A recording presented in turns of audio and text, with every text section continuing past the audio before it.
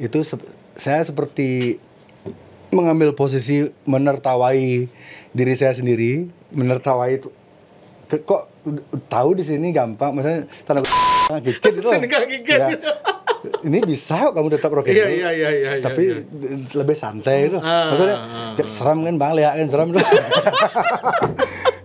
Berarti beli jering lebih sekarang mementingkan finansial daripada kepuasan batin gitu ya. Lebih mementingkan karena aku lihat sering Nora itu posting seneng, kalian kamu menyebut aku mengubah jering gitu. Gimana beli melihat dia justru bener, gimana itu? Benar kok yang netizen bilang memang istri saya berhasil mengubah. Cuman dia saya sampai detik ini enggak percaya sama Elon Musk. Oh ya? Tidak percaya dia. Nah, itu aku bingung. Saya tidak percaya dia orang baik. Kalau ke Jakarta, SED kan konser, ada poster di pesawat tuh. Dikasih tahu sama kru kan, tadi ada poster. Buru-buru saya keluar, duluan sembunyi saya di balik pintu. Aneh ya. Ada pertanyaan, gimana cara menyelamatkan Pulau Bali saat ini versi JRX? Gini loh Win, kadang-kadang saya berharap saya tuh salah loh, karena kalau yang saya bilang itu benar tuh ngeri loh. Makanya saya klaim semoga gue boleh. Tapi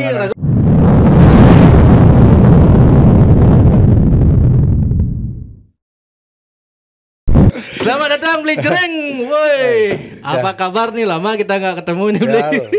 Saya ngajak Erwin podcast ini murni karena kangen, lama nggak ketemu dan ya banyak, sepertinya ada banyak bahan yang bisa kita bahas kayaknya. Makanya aku kaget lah malam-malam. Gila. Iya podcast itu. Ada angin apa nih Jering ini? Kangen kan? Sumpah demi apapun. Iya benar. Kangen ya Erwin ya. Sama juga kabar Erwin keluar. Nah, saya kan ya maksud saya nggak akan pernah lupa bagaimana Jag Bali tanda kutip membantu saya lah secara moral ya waktu saya di situasi yang lemah. Begitu. Terima kasih pokoknya Bli sudah Sama-sama. ingat sama adikmu yang sering undang Lea. Lah kalau di penjara yang undang Lea paling bener. ya semoga. Gimana Bli kesibukannya? Saya lihat Bli bikin bisnis ya. Banyak. Bar baru, punya bisnis baru. Ya mungkin itu bisa kita jadikan ini ya bahan perbincangan lah. Oke. Jadi mungkin bisa dimulai dengan bar mungkin ya. 23 Ya, jadi yang JRX bar gitu. Apa namanya? Bar saya yang dulu kan namanya Twice Bar. Oh, Twice Bar. Itu Twice Bar gimana sekarang? Twice Bar statusnya hiatus. Masih tidak menutup kemungkinan akan buka lagi, tapi kami masih menunggu partner yang cocok. Dan gini loh Win, dulu Twice Bar itu kan hampir 2 dekade usianya. Itu 2 dekade berarti 20 tahun ya berarti. Saya berani bilang Twice Bar itu bar rock and roll yang paling lama bertahan di Indonesia. Dengan konsep rock and roll ya, musik underground, bukan top 40. Terus semangat yang dibangun tuh semangat komunitas. Bukan bar-bar untuk kayak hedon tuh enggak gitu. Lebih ke kayak community komunitas. Dan paling long standing, paling usianya paling lama di Indonesia tuh tidak ada yang melebihi Twice Bar. Setahu saya. Jika saya salah bisa dikoreksi di kolom komen. Tapi Twice Bar tuh saya buka dari akhir tahun 99 ya, 2000 awal banget. Sampai 2002 ya kami tutup setelah saya bebas tuh tahun berapa ya? 2022 ya. Ya, itu 2022 akhirnya karena memang benar-benar tidak bisa survive akhirnya terpaksa kami tutup. Tapi jika ada kawan-kawan yang nonton ini, jika kalian punya passion yang sama dengan passion yang dibawa oleh Twice Bar, bisa menghubungi saya, mungkin DM saya atau DM ke manajer saya. Kita bisa meeting dan kita bisa ngambil alih gitu. Ya.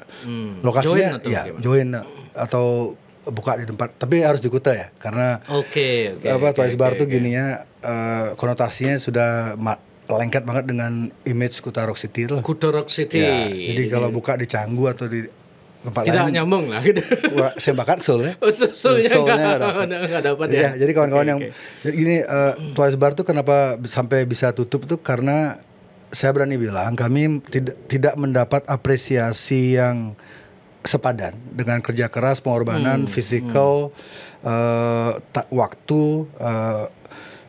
finansial yang kami korbankan untuk membuat Twice Bar tetap hidup itu tidak mendapat apresiasi yang sepadan dari tanda kutip komunitas musik, skena musik Bali.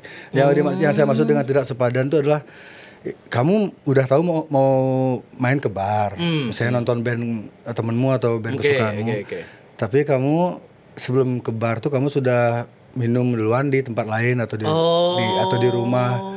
Jadi ke bar itu ya bisa dibilang tidak belanja karena acaranya nggak pakai tiket kan. Soalnya kalau kami tiketkan kan kapasitasnya sedikit sekali itu. Paling 50, nggak sampai 50 orang udah penuh. Oh berarti banyak yang sana sudah dalam kondisi oleng gitu. Terlalu banyak ya, terlalu banyak. Dan di sana dia nggak belanja, cuman bikin rusuh gitu. Ya bisa kasarnya seperti itu. Bahkan ada yang sampai bawa minuman sendiri, kayak ya tidak respect lah. Jadi itu yang membuat bar-bar seperti Twice itu tidak berusia lama. Jadi bar-bar rock and roll di Indonesia itu rata-rata mendapat treatment yang sama seperti Twice Bar tuh. Karena tanda kutip kan rock and roll kan punk, jadi kita tuh harus nggak apa-apa kita tidak bawa minuman dari rumah, kita mabuk duluan sebelum kita sampai di bar. Itu dianggap hal yang wajar, dianggap hal yang rock and roll tuh. Dijadikan pembenaran. Padahal kalau mikir jangka panjangnya, sekarang tutup barnya di mana? Kamu bisa konser lagi untuk band-band yang susah masuk ke bar-bar. Di mana lagi kalian bisa nyari tempat untuk konser band yang belum pernah konser, band yang baru terbentuk, yang masih nyari pengalaman. Saya ada ya, tau nggak sih? Nah, yang bikin kesel tuh kadang-kadang ketika tutup baru banyak yang komplain loh. Ya tutup, beli kok bisa tutup, bla bla bla. Kan udah terus mereka komen bar saya yang baru tuh yang 23, bar 23 nggak rock and roll, nggak under bla bla bla, terlalu mungkin dianggap terlalu pop. Ya head on, bandnya top 40, beli kan dong santai.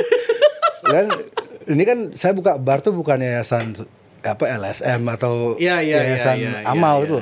Ya bisnis harus tetap jalan tuh. Jadi kalau kalian tidak spending money di sana, tidak memberi support yang sepadan dengan apa yang Twice Bar lakukan, ya pasti kalau nggak bangkrut barnya ya kalian yang akan nggak pernah belajar dari sebuah peristiwa itu. Nah sekarang Twice Bar udah tutup, kalian banyak yang komplain, bercermin coba itu. Kok Twice Barnya disalahin? Ya, itu 23 bar.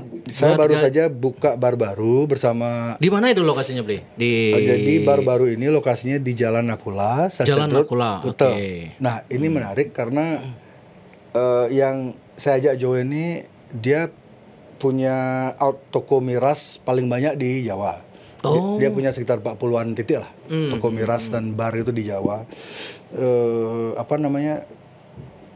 Masih kecil orang, umurnya 27. Gila. Ya, masih muda soalnya. Dia entrepreneur, tapi ya profesional banget. Dia entrepreneur usia muda, full tato juga, tatoan ya. Kalau orang lihat tampilannya nggak nyangka kalau dia tuh seorang, ya bisa dibilang konglomerat lah ya, udah ratusan M gitu. Jadi dia punya banyak toko miras, dia suka sama tanda kutip image saya, dia suka. Jadi dia kan visionary gitu. Jadi dia berpikir Jering setelah bebas nih namanya dia tuh bisa dijual kayak gitu mungkin ya secara komersial ya. Makanya ada nama JRX di sana. Dia nyari saya ada teman saya anak Jogja yang menghubungkan dia ke saya. Jadi lewat teman saya ini dia mengontak saya, bisa nggak beli Jering diajak kerjasama. Terus pas saya ke Jogja, kami meeting bla bla bla, ya sepertinya cocok. Sekarang jadi lokasinya yang belum dapat kan, sempat mau buka di mana namanya Mahendra Data nggak jadi, mau buka di Canggu nggak jadi. Terus entah bagaimana ceritanya, tiba-tiba dia nelpon saya, Bli udah dapat lokasi Bli, di mana? Ada bekas tempat pijat plus. Jadi milik sahabatnya dia. Jadi itu kita dikasih pakai senyaman selama yang kita mau lah gitu. Jadi nggak ada. Ya benar-benar langsung tempat itu saya cek, wah menarik juga tempatnya, gede loh, besar sekali tempatnya. Dan parkir aman nih Beli ya. Biasanya kan parkir aman. Parkir aman banget, mobil bisa banyak. Lalu itu buka Desember tahun lalu grand opening. Ya ini juga agak aneh sih. Giliran saya buka Twice Bar, saya sering di barnya sering sepi. Jarang lah ada tamu yang berbelanja banyak-banyak tuh. Ini sekarang punya barang tanda kutip komersil, saya jarang di sana tapi pengunjungnya ramai tetap. Ya ada aja pokoknya. Hari itu ada lagi hijau tuh. Lama-lama lagi hijau kan agak saya ngerti. Saya nggak tahu ini orang-orang dari mana nih. Kayaknya bukan circle rock and roll ini. Jadi di luar circle kelas bar lah. Tapi mungkin mereka tahu nama JRX itu siapa. Saya jarang di sana. Jarang di sana beli ya? Jarang. Tapi nanti jadi teman-teman yang belum ada acara tanggal 15 Februari ini sehari setelah Valentine saya konser di Bar 23 itu bersama Devil Dice, ada Daddy Slan dan Hydrant. Konser dengan tema launching lembak aja gini produk. Enggak apa-apa. Launching ini. Launching suspender ini sama celana ini. Jadi ini akan dijual satu set nanti suspender sama celana. Jadi kolaborasi saya dengan Maxim namanya. Jadi ada brand dari Bali namanya Maxim penyewaan jas. Penyewaan jas. Kirain Maxim yang angkor. Bukan itu. Penyewaan jas. Jadi nanti celana ini dijual sepaket dengan suspender karena saya sering pakai style kayak gini, orang-orang tuh nanya itu. Di mana beli gitu? Di mana beli? Terus banyak yang nanya beli ya? Iya, banyak. Di mana beli? Terus kalau saya kasih tahu tempatnya tuh, terus kan celananya harus khusus nih kalau pakai ini, celananya harus beda. Harus ada celana khusus itu? Ya, bisa sih pakai celana yang biasa, cuman harus dibawa ke tukang jahit untuk di custom dikit tuh. Tapi kalau idealnya originalnya ya celananya model style kayak ini. Kenapa beli suka pakai style yang kayak gini? Bisa lihat klasik. Umur saya kan udah tidak muda lagi. Oke. Bulan ini 48. 48. Oke. Jadi untuk orang-orang usia saya ini kayaknya cocok style kayak gini menurut saya. Tapi usia muda pun cocok aja sih kalau dia tahu cara memadukannya itu. Ini style tahun dari tahun 30-an sampai 50-an. Nama stylenya vintage. Jadi nanti launching ini tanggal 15 di Bar 23 bersama Daddy Slan, The Hydrant dan Devil Dice. Tanggal berapa beli? Tanggal 15 Februari 2022. Di 23 itu ya. 23 bar ya. Jadi nanti nggak pakai tiket, tinggal pesan meja. Nggak pakai tiket? Cuman reservasi meja aja. Jadi book table bisa dah. Di sana banyak meja ya. Ada kuda, ada meja. Berapa ada meja beli? Banyak ya, intinya banyak lah. Hampir 40-an kayaknya. Itu apa bedanya dengan tempat beli dengan bar-bar yang lain yang ada di Kuto? Aku mikirnya kan kalau beli jering mau berbisnis memang cari cuan, kenapa dia nggak nyari pasar yang lebih ekstrim kayak misalnya anggaplah yang sudah besar-besar kayak Vin, Atlas gitu.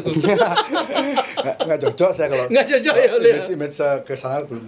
Yang membuat 23 bar JRX ini beda dengan bar yang lain, saya berani. Apa bedanya gitu ya? Yang saya lihat sih yang paling signifikan kelihatan tuh harga. Harga? Ya karena partner saya kan dagang miras. Otomatis dia tidak banyak gini lah. Jadi harganya sangat bisa kompetitif, harganya sangat kompetitif dengan bar-bar lain. Terus ya entertainment kami juga setiap hari selalu ada live band, ada DJ, ada malam karaoke. Jadi apa ya? Di sana tuh environment-nya tuh bersahabat untuk orang biasa-biasa aja itu. Ngerti nggak?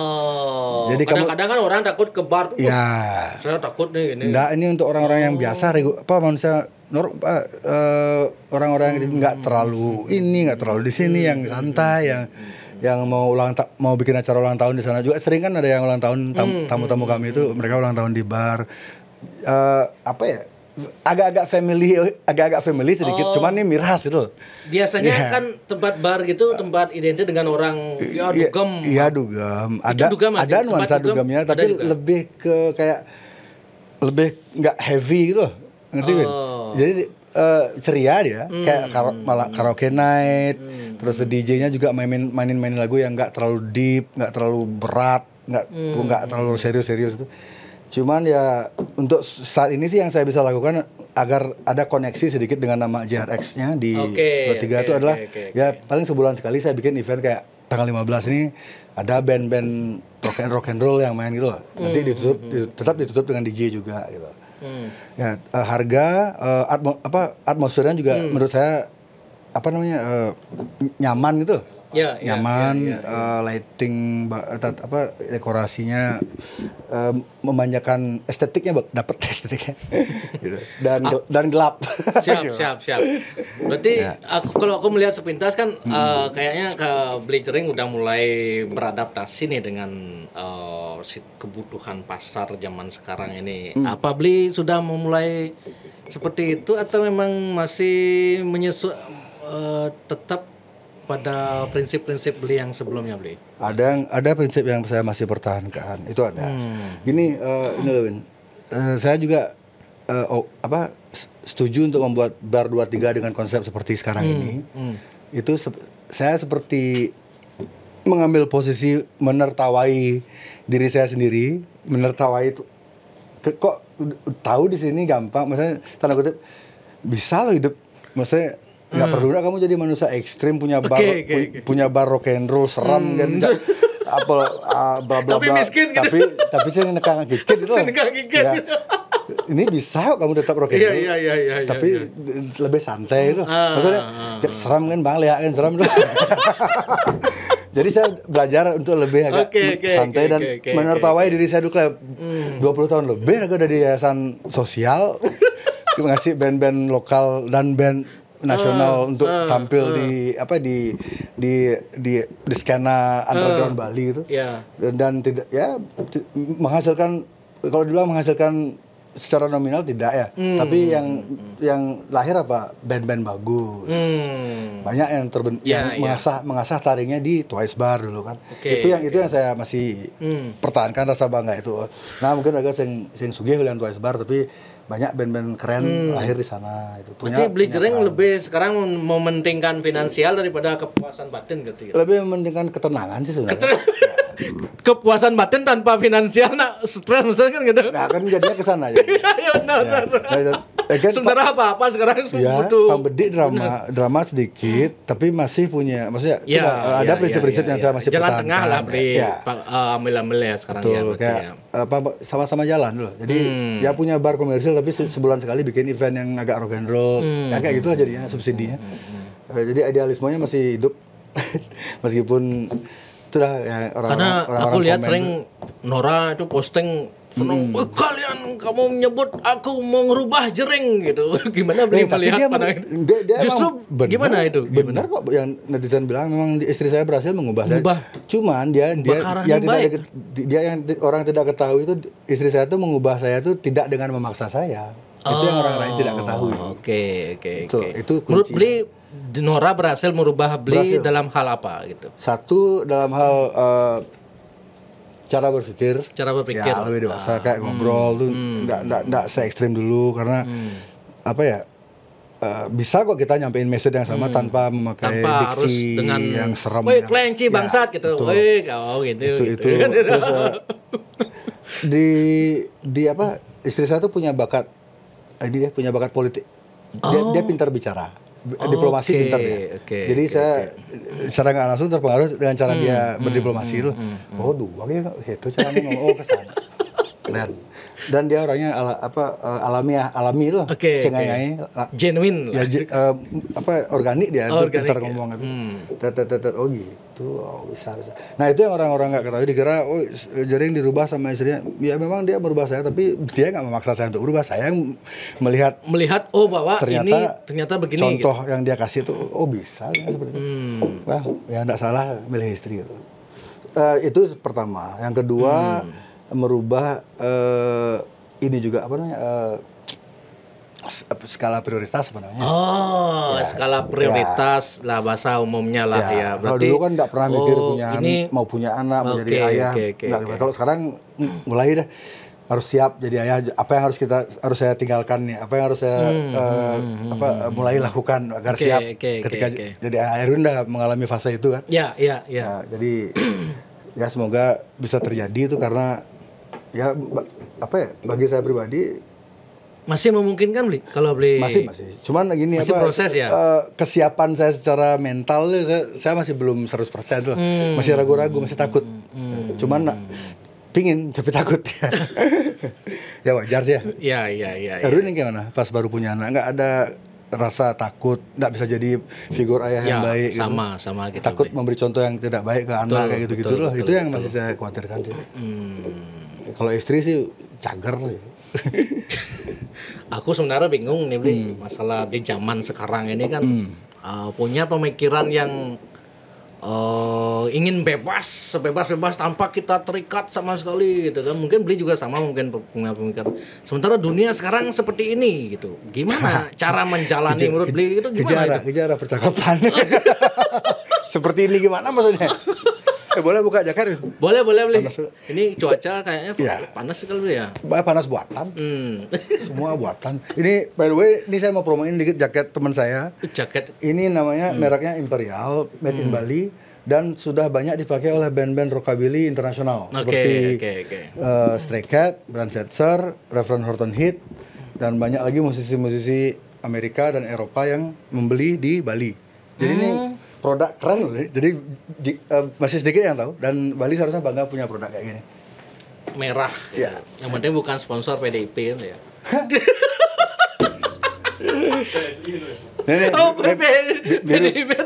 Biru nih jadi. Oh, biru. Nasdem.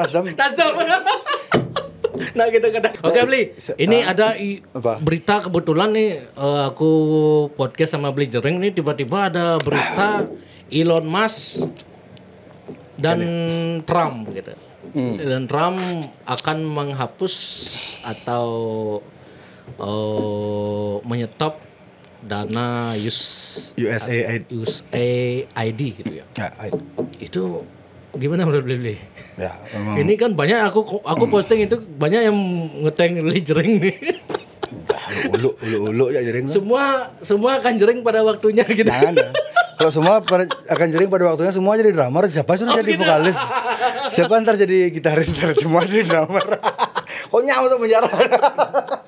Kalau itu berita itu yang hari sebenarnya itu berita itu gimana, Bli? Ya kalau saya sih tahu dari dulu, udah sejak ya 3 minggu sebelumnya udah sempat baca. Itu akan menjadi salah satu keputusan dari, kan si Elon dikasih jabatan ya sama Trump. Dia Elon sama Vivek yang orang India itu apa namanya, Vivek Ramaswamy. Jadi orang dua ini, mereka tuh entrepreneur yang sukses, muda, visionary, dikasih jabatan spesial di Gedung Putih. Dan itu salah satu kebijakan. Memang mereka berdua tuh didesain untuk menghasilkan keputusan politik seperti itu. Dari awal si Vivek dan Elon ini ditunjuk, arahnya udah jelas. Pasti yang akan disikat pertama tuh masalah COVID lah, bio weapon segala macam. Dan tapi ini loh Win, saya sampai detik ini nggak percaya sama Elon Musk. Oh ya? Tidak percaya dia. Nah itu aku bingung. Saya tidak percaya dia orang baik. Kadang-kadang ada yang menyebut Elon Musk A, ada yang menyebut Elon Musk B gitu. Berarti Bli sampai sekarang pun juga masih skeptis sama Elon Musk berarti. Ini loh. Apa yang membuat dia punya teknologi namanya Neuralink.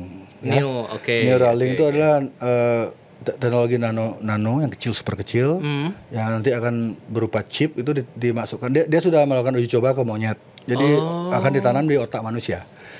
Sudah dicoba sama monyet, terus dia dikoneksikan sama otaknya Elon, terus otak salah satu ilmuwannya Elon Musk dikoneksikan. Otak manusia ini main video game. Monyet ini tiba-tiba tahu cara bermain video game. Bisa ngerti dia. Ada kok, bisa, beritanya ada banyak disiarkan. Nah, Anda itu harus ada di level psikopat loh untuk punya keinginan untuk mengetahui isi semua pikiran manusia. Manusia normal tuh nggak akan berpikir kayak gitu. Hanya psikopat yang berpikir kayak gitu. Elon ini apakah dia seorang psikopat?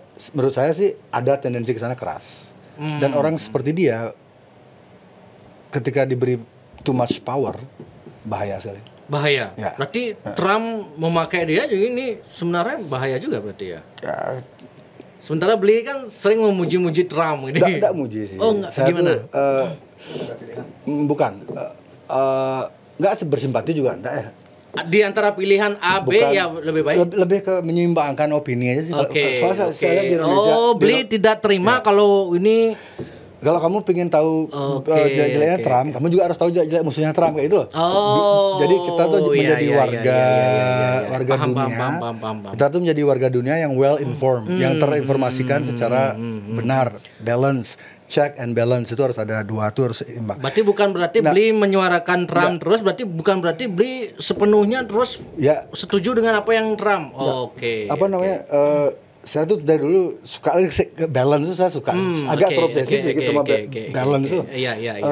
Itu dah karena saya lihat kok ada yang orang menyuarakan dari perspektif ini. Kenapa gitu. Semua seragam tuh Trump rasis, semua bilang dia rasis. Saya pelajari, saya cari informasi dari media kiri, media kanan, media sentris, media independen, media mainstream. Saya cari, ternyata bohong, dia tuh nggak rasis. Videonya dipotong, diedit ulang. Ternyata yang dia bilang sebenarnya seperti ini. Banyak, makanya dari sana Trump tuh nggak sejahat yang orang pikir, tapi dia juga nggak sebaik orang pikir gitu. Tapi ya dia lebih dibanding Joe Biden dia lebih jadilah aja ngortel. Karena dia menurut opini banyak orang kenapa banyak dicintai karena dia kejujurannya kan kevulgarannya gitu ya. Dia bukan politisi soalnya. Kalau orang kalau banyak orang ibaratnya kalau di Indonesia itu dia seniman gitu lah anggaplah ya. Dia tuh kayak Rocky Gerung versi Rocky Gerung lah itu. Bisnis. Betul. Versi pebisnis dan tapi kemampuan berbicaranya masih lebih pintar Rocky Gerung sih. Kalau Trump kan gaya bicaranya kayak anak punk. Jadi ada yang bilang dia tuh kayak punk rocker, ada yang bilang dia tuh businessman. Kalau saya sih ngeliatnya dia bukan politisi, dia tuh ya orang yang pebisnis yang sangat mencintai negaranya. Udah itu aja, sesimpel itu. Dan apakah dia punya agenda lain selain ingin memakmurkan Amerika? Pasti ada. Dia tuh nggak mungkin nggak dikontrol sama yang namanya, kalau saya sebut ini bisa kena jegal gitu. Dia kan sayap kanan sekarang, right wing. Lawannya kan sayap kiri, left wing, Joe Biden, Kamala dan lain-lain. Kedua sayap ini dimiliki oleh satu burung yang sama, itu loh. Itu udah maksud saya. Burungnya itu apa? Itu udah negara kecil di sana yang sering perang sekelah negara. Oke. Biarlah netizen yang paham aja. Yang penting geopolitik pasti ngerti kok. Pernah bilang gini, semua presiden Amerika pada dasarnya orang baik, tapi pada saat menjabat akan didatangi orang berjas hitam. Itu ya emang benar. Emang benar itu terjadi. 100%. 100%. Putin yang bilang. Ya. Putin yang bilang. Itu emang dari dulu Amerika dikontrol sama itu, siapapun presidennya. Ada yang bilang Trump nggak bisa dikontrol karena dia nggak bisa dibeli. Bullshit, man. Sama juga akhirnya ya. Ya punya harga dia. Masalah bisnis sebenarnya benar-benar bisnis kan. Kalau dia mau bayar saya 1 juta triliun kenapa enggak? Oke, benar. Ya kan? Kok bisa benar. Dikasih harga yang nggak masuk akal? Nah. Udah sering. Jangan lupa kalau Trump itu pebisnis. Betul. Yang kebetulan nasionalis. Ya. Kalau Joe Biden kan emang jelas-jelas boneka, emang. Kamala juga jelas-jelas boneka. Ya. Jokowi tuh. Prabowo top ya, baru sebulan jadi presiden. Kalau Prabowo gimana menurut beliau? Keren loh, saya bangga sama dia. Baru 1 bulan jadi presiden kan langsung nyumbang 347 miliar ke WHO. Untuk apa? Untuk bikin virus? Yes. Ya itu fakta tuh. Tapi Amerika keluar dari WHO. Bukan keluar WHO. Donald Trump gimana? Mencuak, nongklang, cok. Nah ini ngerti deh? Kok bisa dia itu? Tapi lucu loh. Trump belum ada sejam jadi presiden. Nah itu dah. Belum 1 jam jadi presiden langsung neken surat keluar dari WHO, bangsa. Kok dia bisa Amerika gitu? Indonesia bisa kan? Karena bagusnya Trump tuh dia menyadari sumber masalahnya di mana itu. Apa momok nomor 1 yang akan mencederai kepentingan Amerika tuh sikat selalu itu. Dia melihat WHO yang cuma paling besar untuk meruntuhkan Amerika lagi. Itu yang pertama dia keluar. Satu dia keluar, itu artinya apa? Dia tidak harus mengikuti protokol NASCLAN itu kalau ada pandemi lagi itu. Amerika nggak harus ikut itu. Terus kedua dia nggak harus nyumbang. Kan WHO itu, makanya saya heran sama Pak Prabowo. WHO yang di backingi Bill Gates, bilioner kaya raya di dunia ini, mereka mendanai WHO. Indonesia sebuah negara berkembang yang rakyatnya belum semua sejahtera, sok-sokan nyumbang. Misalnya untuk apa? Keren Pak Prabowo. Ini dah aku heran kadang-kadang. Ya. Aku kan sempat saya punya sedikit harapan sama Pak Prabowo kan. sempat sebelum ada case itu ya. Iya, ini kayaknya ya nasionalis kan, cinta dengan bangsanya, cinta dengan rakyatnya. Gara-gara bikin keputusan itu langsung pudar semua harapan. Disayangkan loh, kasihan Bobby kucingnya Pak Prabowo. Oh. Mungkin dia Prabowo punya Pak Ewo terhadap seseorang atau mungkin kepentingan apa itu. Nah dari sana kita bisa lihat kan siapa yang ngontrol siapa itu. Iya. Berarti ada yang nyuruh, udah jelas. Iya. Indonesia nyumbang dong, cuk. Berarti dengan ini Indonesia juga akan terus terikat dengan. Ya, dulu Soekarno kan pernah keluar dari United Nations. Betul. WHO kan di bawahnya United Nations, PBB kan. Ya. Soekarno dulu tahun berapa deh? Lupa. Ya, keluar beliau membuat aliansi baru tapi nggak kuat, fondasinya nggak kuat, makanya gampang dihancurkan terus balik lagi karena menjadi bagian dari PBB. Terus dengan adanya statement atau tweetan dari Elon Musk mengatakan ini termasuk juga agenda COVID USAID ini, berarti kan benar dong konspirasi atau ya udah nggak cocok dibilang teori konspirasi lagi, udah jadi fakta konspirasi jadinya ya. Gini loh, sebelum Elon Musk membeli Twitter ya, tuh dulu di Twitter tuh beredar bocoran tentang laboratorium yang menciptakan istilahnya apa ya, jadi pemerintah Departemen Kesehatan Amerika itu punya request terhadap laboratorium di mana ya, di Cina kalau nggak salah ya. Jadi dari instansi kesehatan di Amerika yang dikomandoi oleh Dr. Fauci namanya. Nah ini nanti saya cerita sedikit tentang Dr. Fauci, menarik nih. Dr. Fauci ini request ke lab di Cina ini untuk request dia, nama requestnya itu adalah gain of function. Gain of function itu kalau di Indonesia kan itu artinya menaikkan fungsi dari virus tertentu, bikin lebih ganas atau lebih apa. Jadi bisa disetting. Itu bocor filenya tuh di Twitter. Di Twitter bocor. Jadi waktu itu udah lama nih, saya itu udah tahu berarti emang pure konspirasi, bukan teori lagi. Dan Joe Biden di hari terakhirnya, kalau di presiden Amerika kan udah menjadi tradisi ya, di akhir menjabat atau di awal menjabat tuh mereka punya hak untuk memberi warga negaranya atau politisi-politisi yang ada di circle-nya tuh yang bernama pardon. Pardon itu adalah kamu melepaskan segala konsekuensi hukum yang kemungkinan akan menjeratmu di masa depan. Nah, Joe Biden ini memberi pardon itu kepada Dr. Fauci. Padahal Dr. Fauci ini belum terbukti salah apa-apa. Dia belum ada terbukti bersalah. Ada banyak tanda-tanda kalau dia terlibat kan, karena memang dia yang request untuk meningkatkan fungsi dari virus itu kan. Jadi diberikan pardon sama Joe Biden akhirnya makin membenarkan persepsi publik bahwa si Fauci ini memang bersalah, makanya dikasih hak pardon dia, jadi tidak bisa dituntut dia karena Joe Biden udah tahu ini dan ini udah bocor nih, dan Elon Musk akan membocorkan ini lebih mainstream lagi gitu, tapi Fauci harus lolos gitu dari jalur hukum. Itu ya aneh sih Fauci itu. Dari awal saya juga ngeliat perawaannya kayak ini dia. Kalau Mark Zuckerberg yang tiba-tiba podcast Joe Rogan dulu bohong. Oh gitu. Jangan percaya sama bilioner itu, tiba-tiba sok-sok jadi korban dia. Saya ditekan sama FBI. Sejak kapan kamu takut sama FBI? Itu bak neng lah, pesanya aja FBI.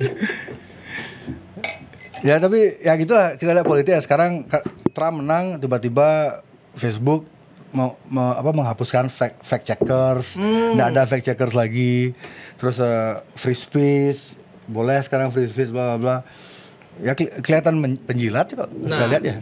Itu dah makanya enggak percaya sama Zuckerberg. Berarti masyarakat, sementara masyarakat yang awam itu kan Mereka main selalu berkata, oh ini kalau udah ini ya begini begitu. Kalau udah fact checker, ini fact checker loh kan itu fact checker selalu. Mereka lupa sama benar ya gitu. Mereka lupa sama pertanyaan siapa yang fact checker ini.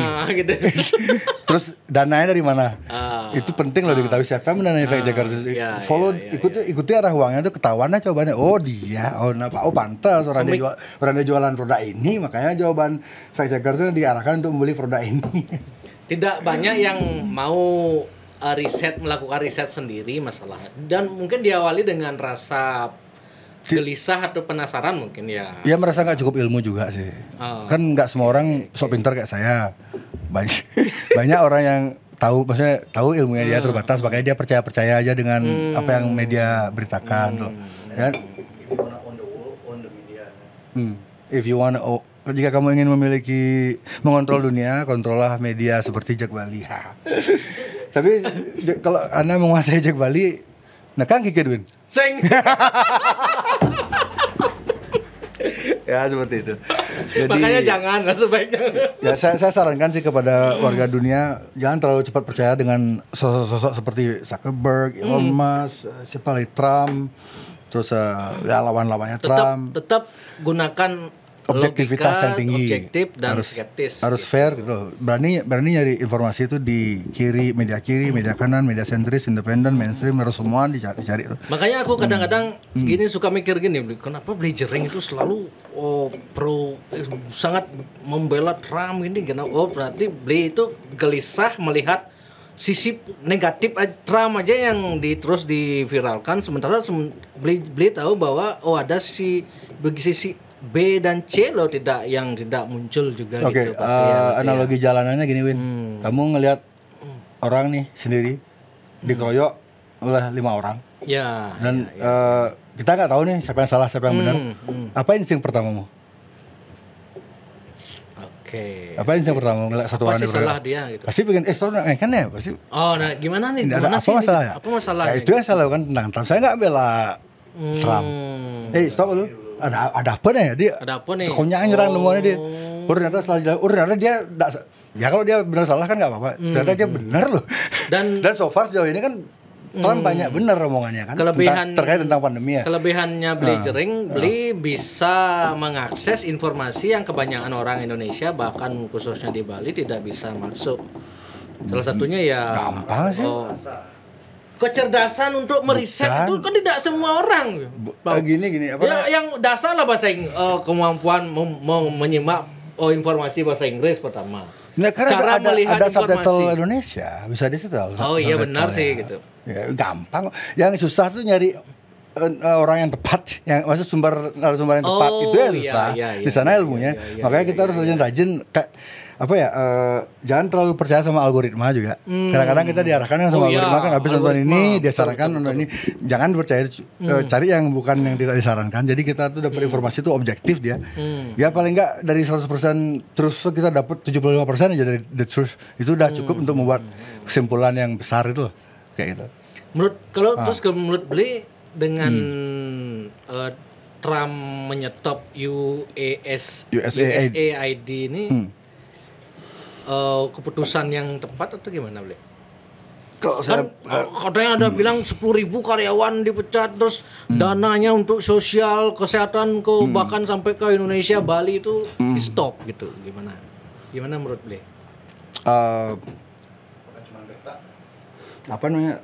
Pertanyaan terbesarnya adalah kalau ada pandemi lagi misalnya, apakah masyarakat masih cukup bodoh untuk dibodoh-bodohi lagi? Apa kita akan melawan? Itu pertanyaan terbesar sih. Tapi feeling saya sih, entah kenapa ya, saya punya feeling kalau ada gitu-gituan lagi, kayaknya masyarakat tidak kayak gini semua ada kayak semua apa nih gitu. Saya ngikut narasi Jering aja gitu. Enggak sih gitu, maksudnya sebodoh-bodohnya orang kayak ngerti lah ini di titik ini ya. Ya udah pastilah sudah muak permainan semua gitu loh, maksudnya betul, memang ada yang meninggal ya, tapi sebelum ada virus juga banyak orang meninggal. Bisa dijelaskan itu kenapa angka kematian sebelum COVID dan selama COVID kok relatif sama, patuh kan loh. Kita juga banyak kehilangan sahabat-sahabat yang tidak jelas tuh penyebab penyakitnya, tiba-tiba meninggal banyak. Betul. Tiap tahun ada tuh sahabat yang meninggal. Disclaimer tanpa mengurangi rasa berduka terhadap misalnya yang kan ada yang keluarga saya mati dulu waktu meninggal waktu gini gitu kan itu. Itulah cerdasnya globalis. Kita diadu sama orang psikologis yang kita diadu sama orang yang berduka kehilangan orang yang sangat penting di hidupnya. Apalagi kalau misalnya korban tersebut ibu-ibu berjilbab, sekitar mau ngelawan. Ya, itu dah. Ya Bu, maaf Bu gitu. Kalau krisis 2030 itu kalau feeling saya kalau beli bilang begitu kan agenda 2030 tidak bisa berjalan dong kalau gitu, kalau memang masyarakat. 2030 itu nanti di 2030 ini ya. Dari analisa saya, dari sumber-sumber yang saya dalami itu bukan gini, nggak semua agenda globalis itu terwujud 2030, enggak gitu. Tapi di 2030 semua manusia yang punya otak normal sudah sesadar-sadarnya hijrah laku arahnya sebenarnya. Kemana nih? Apa sih sebenarnya agendanya hijrah laku? 2030 semua orang kan udah memahami dan sebagian akan oke dengan itu, misalnya oke nggak apa-apa, sebagian akan resisten, akan nggak mau itu. Ya arahnya itu dah kayak tanam chip, pikiran kita dipindai, scan, dipindai 24 jam. Nggak ada namanya privasi lagi. Jadi satu-satunya cara ya pindah ke kampung, hidup tanda kutip anarki. Perlu diketahui anarki itu bukan berarti rusuh, bikin kacau, enggak. Anarki itu adalah tidak terikat sama sistem pemerintahan. Jadi solusi untuk keluar dari ini agenda globalis ini ya, kalau kamu nggak mau privasimu dan kemerdekaanmu dirampas atas nama keamanan, atas nama kestabilan, tanda kutip, ya satu-satunya cara ya hidup di desa, di daerah terpencil, punya melihara tumbuh-tumbuhan, melihara hewan, jadi bisa berdikari. Jujur aku bingung setiap menerima informasi mengenai mungkin juga masyarakat masih bingung kan 2030 kita akan bahagia meskipun tidak punya apa-apa gitu. Gimana? Logikanya kalau tidak punya apa-apa gimana cara bahagia? Nah, sebenarnya apa sih yang terjadi? Kenapa kita bisa bahagia 2030 tapi kita tidak punya apa-apa? Itu maksudnya gimana itu? Bagi orang awam itu gimana? Saya ambil dari sudut pandang filosofi ya. Jadi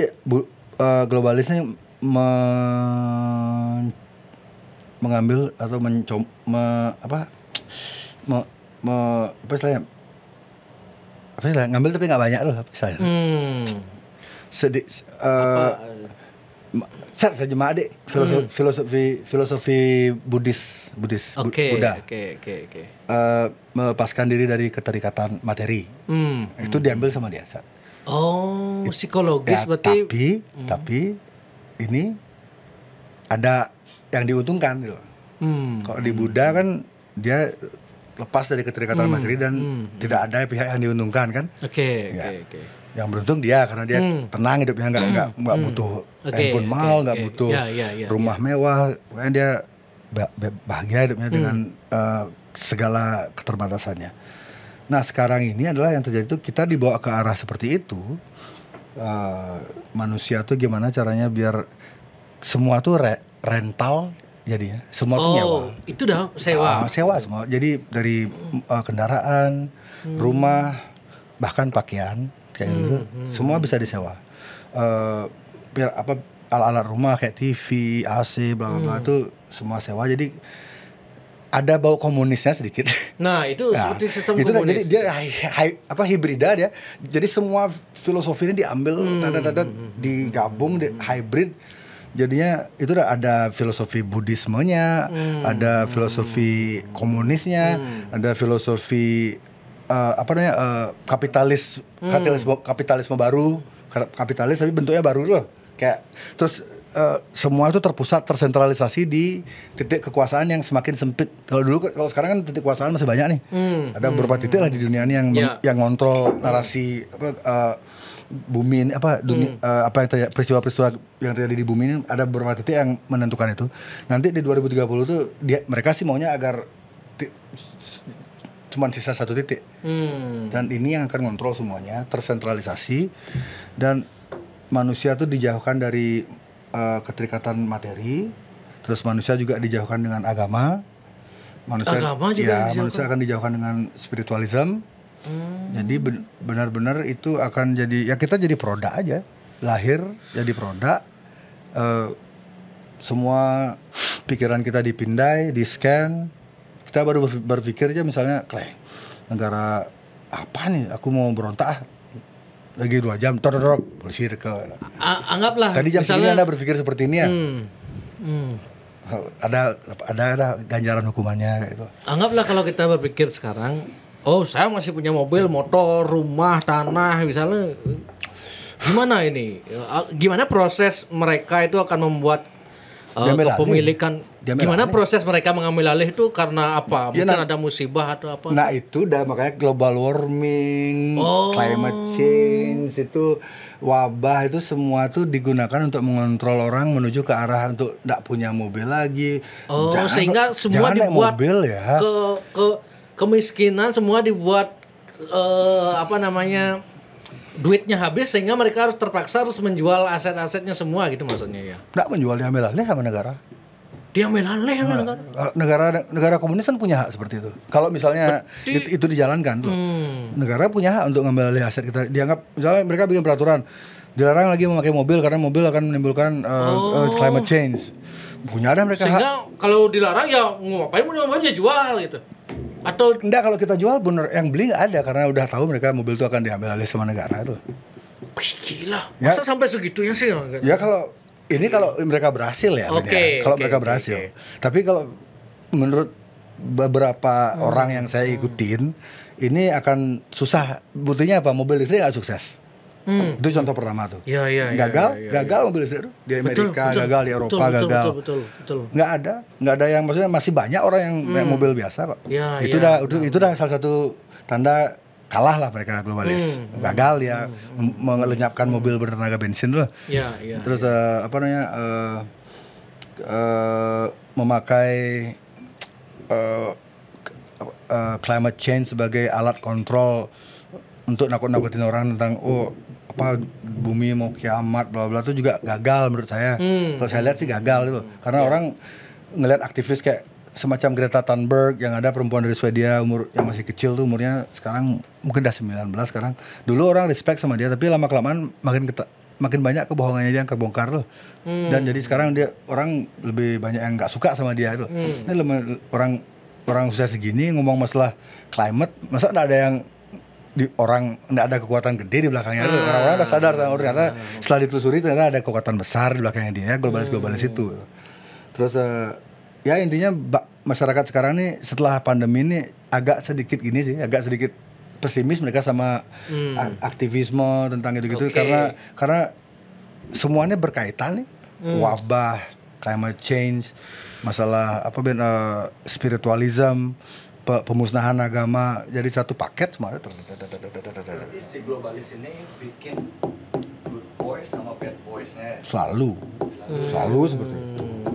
Makanya itu udah kayak musisi-musisi kan banyak itu kayak Coldplay. Mereka sangat mendengung-dengungkan climate change, tapi faktanya mereka tur kemana-mana naik private jet. Satu private jet itu emisinya, jejak karbonnya itu sama dengan, kalau nggak salah ya, ini saya bisa salah, bisa dikoreksi, sama dengan 14 juta manusia. Private jet meninggalkan jejak karbon setara dengan jejak karbon manusia selama 14 juta tahun. Wish. Betul. Aktor-aktor Leonardo DiCaprio terus ngomong climate change, tapi kemana-mana selalu naik private jet. Obama, siapa lagi satu tuh ya namanya? Obama, Clinton. Iya. Mereka sering mendengungkan. Pokoknya musuh-musuhnya Trump ini pasti mendengungkan isu yang itu. Obama nih teriak-teriak tentang global warming, permukaan laut akan naik, kita akan musnah. Tapi dia beli istana di pinggir pantai banyak. Di pinggir pantai. Kalau dia yakin permukaan air akan naik, ngapain dia beli istana di pinggir pantai kan? Itu ada faktanya tuh. Ya selebriti banyak sih yang kena. Ya mungkin mereka merasa dirinya melakukan hal yang benar gitu ya. Kayak Leonardo DiCaprio tuh mungkin hatinya tuh baik. Saya yakin pasti niat dia tuh baik. Cuman kamu ngomong ini tapi kamu naik private jet kemana-mana. Taylor Swift lagi satu. Sering dia ngomong masalah climate change tapi itu udah hipokrit jadinya kan. Taylor Swift tuh pernah ada orang bikin jalur rute private jetnya dia loh. Kayak gambar urak loh. Wih, itu setara dengan jutaan emisi gas jutaan manusia. Akun telur kayaknya dulu sering mengatakan ini kalau ada jet, kita tahu kan dari dulu ada meninggalkan kayak garis-garis itu kan dari dulu itu. Masa itu ada sisi gininya juga? Ada konspirasi. Menurut gue apa bener kalau nggak tujuannya untuk mengontrol cuaca atau apa bener? Ngapain jet gitu? Nggak, masalahnya kan dari kecil aku tuh sering juga lihat jet gitu kan. Agenda kayak gini kan dirancangnya nggak 5 tahun, 8 tahun. Itu dirancangnya udah puluhan tahun yang lalu. Beli menganggap anti dengan karbon itu private jet, tapi beli juga nggak suka dengan mobil listrik.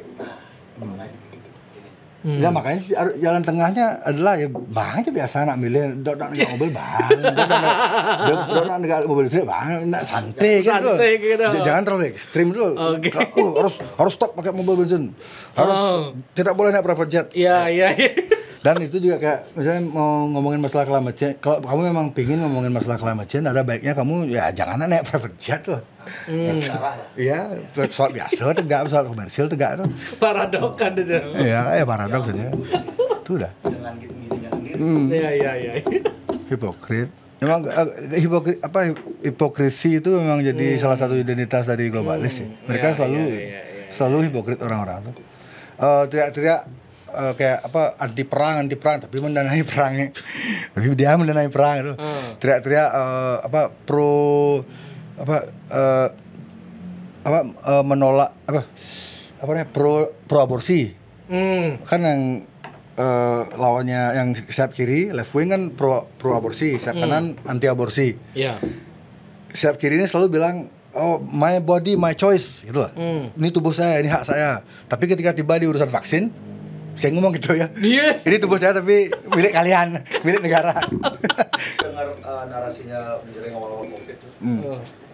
Tahu bahwa Jering ini seorang pembaca dan pendengar di For About News.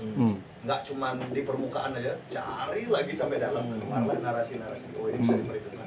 Maksud sebenarnya itu yang saya baca-baca terus, semua caption yang ditulis. Ini jadi patokan gitu, jadi patokan. Ya saya juga mungkin bisa salah ya. Saya mungkin tidak semua omongan saya itu semua orang punya subjektivitas. Ya. Tapi gini loh Win. Kadang-kadang saya berharap saya itu salah loh, karena kalau yang saya bilang itu benar tuh ngeri loh. Makanya saya klaim semoga Rago boleh. Tapi Rago percaya aja beli.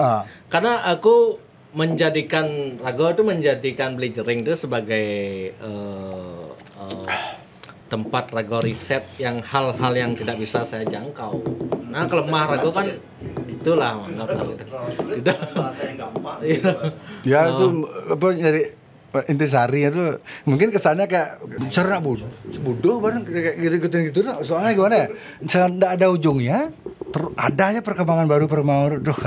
Kayak waktu ini dibilang mau ada pandemi lagi kan awal Desember ya. Dibilang batal, di Cina. Tahu kenapa batal? Dana untuk bayar media bersangado. Gitu. Penting tahu itu biar kita bisa prepare kan. Betul. Karena kita tahu tiba-tiba besok negara mengumumkan darurat nasional bla bla bla Najwa Shihab tiba-tiba bikin statement apa. Kenapa Beli Jering kesal sekali sama Najwa Shihab padahal pernah diundang sama dia. 2 kali. 2 kali. Enggak kesal, pengen ajak beliau berdiskusi sama kayak Deddy Corbuzier. Iya, dulu kan tapi Deddy kan sebenarnya dari awal udah sepemikiran benar, dia dapat sumber informasi yang hampir sama dengan source yang saya punya itu. Jadi ujung-ujungnya ya baik-baik aja, akhirnya Ya. Nah kalau Najwa ini saya ada inkonsistensi. Kalau beli ketemu Najwa apa yang beli tanya? Mbak gini, udah berapa kali vaksin Mbak? Oh gitu. Ya. Kenapa beli nanya berapa kali? Karena saya akan bilang pasiennya Pak ini, mereka ini bilang nggak boleh dituntut loh Mbak. Kalau misalnya Mbak mati atau sakit apa nih mereka nggak boleh dituntut nih. Mbak kan orang pinter. Mau digini ya? Saya mau tahu jawabannya dia tuh kayak apa. Karena memang benar kan, Pfizer, Johnson, AstraZeneca itu nggak boleh dituntut kalau kita. Oh gitu. Kena tanda kutip kena efek samping kan nggak cuma mati efek sampingnya impoten, nggak bisa punya anak, serius impoten, nggak punya anak, stroke, masalah pernafasan, jantung, banyak dampaknya. Orang mereka sendiri mengakui kok, nggak bisa dibantah tuh, udah perusahaan vaksinnya yang bilang. Itu. Kami mengakui ketika vaksin kami bisa menimbulkan efek samping yang merugikan orang yang divaksin. Tapi kalau ada pandemi lagi, waktu aku podcast sama Pak Jenderal Dharma Pongrekun kan di Indonesia udah ada aturan kalau yang menolak itu langsung kena bui loh. Itu udah 500 juta. Makanya jangan sampai ada gini loh lagi kita harus. Tapi sayangnya Indonesia sudah menandatangani. Nah ini gimana? Itu dah. Kita tuh sebagai rakyat tongos dipelih kan. Pelih kan Nggak, maksudnya presiden kita aja, maksudnya tanda kutip nyumbang loh untuk pihak yang tanda kutip yang menjajah kita tuh. Presiden kita loh ngasih tanda kutip penjajah yang menjajah rakyat nih sumbangan dari uang pajak. Rakyatnya masih belum sejahtera semua di Indonesia nih. Iya. Masih banyak warga miskin, masih banyak warga kekurangan. Kok beliau seperti itu? Apakah ini artinya beli lebih setuju Ganjar jadi presiden? Ganjarnya? Pranowo. Waktu zaman Covid tuh sebenarnya aku pengen ngundang beli jering bro. Karena aku pengen tahu perspektif beli jering terhadap politik, pilpres, pilkada ini gimana beli gitu. Gak ada kemarin. Tapi politiknya identik dengan Rama soalnya. Iya betul. Saya berharap di Indonesia ini orang-orang kayak Dharma tuh lebih dari 10 tuh. Coba lebih dari 10 orang kayak Dharma yang punya posisi seperti beliau yang agak kuat lah itu. Mungkin bisa Indonesia tuh kayak keluar dari WHO gitu mungkin. Menurut beli Pak Jenderal Dharma ini memang murni benar-benar dari bukan di ada pihak-pihak agenda lain bukan begitu ya. Beliau sangat religius dan gini loh. Apa istilahnya kalau muslim kan jihad. Oke. Berjuang jihad sampai mati memperjuangkan sesuatu tuh. Ya Pak Dharma ini ya berjihad tapi dalam koridor Kristen namanya saya kurang tahu ya. Ya dia tuh saya lihat sih siap mati. Sangat siap mati. Oke. Pernah juga ngobrol sama beliau juga ngomong seperti itu. Sampai sekarang nggak punya keluarga kan? Betul. Ya kan? Belum menikah, belum nggak punya anak. Kenapa ya? Karena dia ingin mendedikasikan hidupnya untuk memperjuangkan ras manusia bisa tetap murni jadi manusia tuh nggak jadi komoditi seperti yang dicita-citakan revolusi industri revolution 4.0 itu kan bahasa lain dari One New World Order sebenarnya. Orde baru itu sebenarnya udah ngasih tanda sih kenapa kita masuk era orde baru ya, karena akan nanti masuk ke era New World Order. Bebang gitu kok udah dikasih clue. Oke. Agar kita nggak terkejut. Oke. Jadi next kita bacain semua komentar netizen ya. Udah ada? Banyak yang bertanya beli. Ini netizen Bali nih, pertanyaan-pertanyaan orang netizen follower Jack Bali lah. Sama beli jering. JB. Jun Bintang. Disengnya ada kok beli. Jun Bintang beli. Lah ya seng. Beli katanya udah diundang katanya. Tadi seng kok beli nggak mau datang. Kemana? Ke acaranya Jun Bintang. Di Jo. Acara apa? Ngopling. Sibuk. Sibuk melajah. Oke, pertanyaan pertama. Pilgub nyoblos siapa kata beli? Nggak ada. Nggak ada. Golput beli. Ya. Golput beli jering. Oke. Nggak ada yang kompeten. Tapi Bli, kenapa kayak akrab sama Pak Giri Prasta Bli ya? Ya kalau Pak Giri saya lihat masih ada harapan. Teman, karena teman, mungkin karena kenal. Karena tak kenal tak sayang kan? Enggak, saya Bukan karena kenal. Sama Koster saya dikejar waktu ini di Jakarta. Ubar, Oh ya? Iya, saya di pesawat sama dia. Ubar aja orang mau mengungkap. Sempat dikejar sama Koster. Iya, saya udah sembunyi dicari sama dia. Serius? Iya, diajak salaman. Sehingga enggak sayang sampai sekarang. Sempat dikejar sama Koster Ya, Lili. jadi kalau ke Jakarta, SED kan konser, ada Koster di pesawat tuh. Dikasih tahu sama kru kan, tadi ada Koster. Buru-buru saya keluar, duluan sembunyi saya di balik pintu. Alih ya. Jadi beli. Enggak salaman.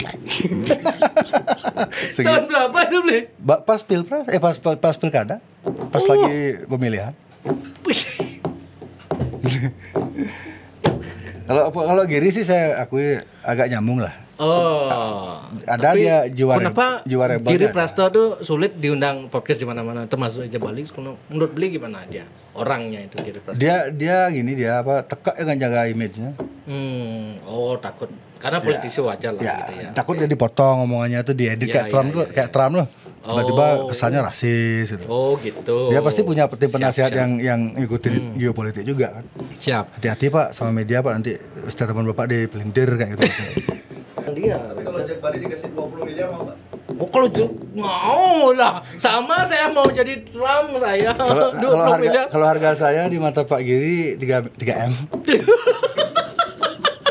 Saya tahu dari ketika ngajuin proposal ngundang social distortion band Amerika ke Bali tuh. Beliau nanya kan berapa butuh dana nih? Kira-kira 3 M Pak.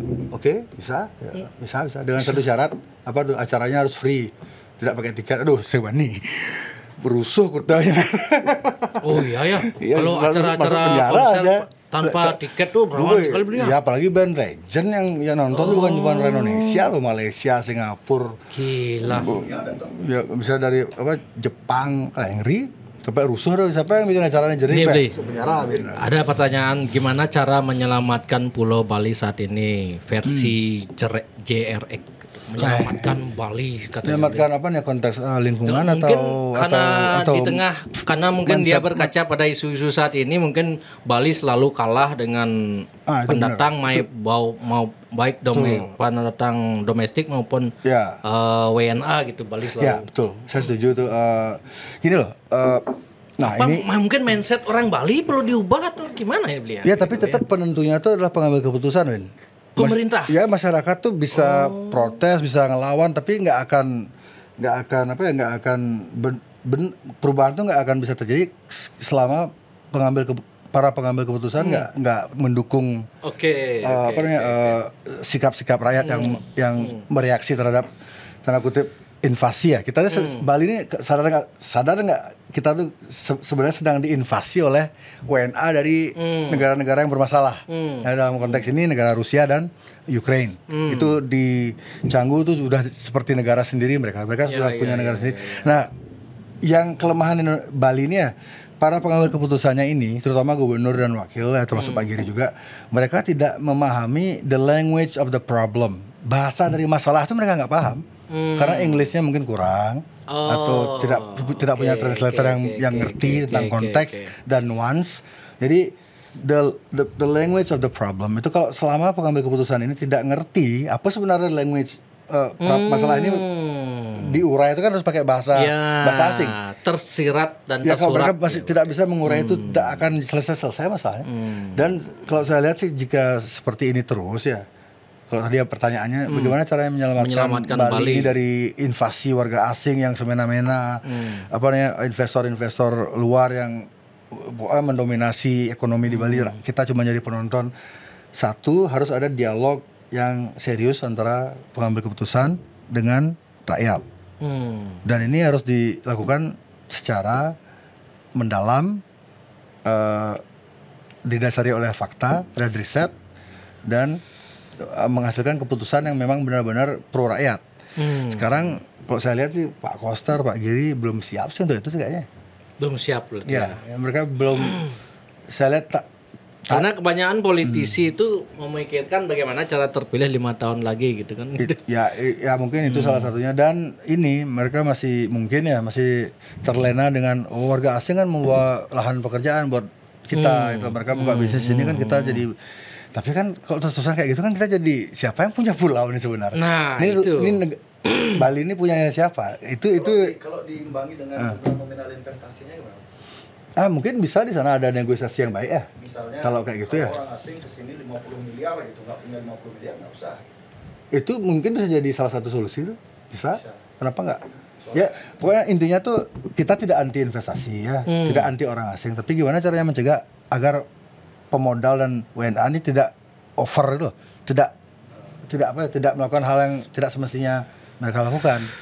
Jadi ya tetap harus ada jalan tengah tuh. Oke, kamu tidak punya modal segini, ya nggak usah, itu salah satu solusi itu bisa. Next, Twice Bar berubah jadi mie Aceh gitu. Kenapa itu Pak De, gitu? Karena lemo-lemo cara kamu sedang belanja di Twice Bar. Ya itu dah karena kami seperti kita bahas tadi ya. Jadi karena kami tidak bisa melanjutkan Twice Bar karena tidak mendapat apresiasi yang cukup dari skena underground Bali ya.